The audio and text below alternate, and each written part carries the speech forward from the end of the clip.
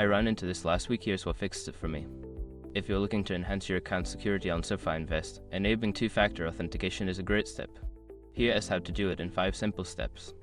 Step 1. Log into your account. Before changing your settings, use the shark.com link in the description to open the password strength checker, then update your password if needed.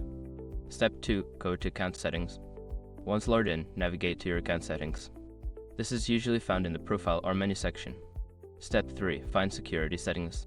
In the account settings, look for the security settings option. This is where you can manage your authentication methods.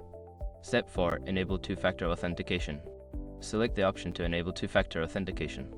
You may be prompted to choose your preferred method, such as SMS or an authentication app. Step 5. Verify your method. After selecting your method, follow the prompts to verify it. For example, if you chose SMS, you will receive a code to enter. Make sure to check your phone for the text.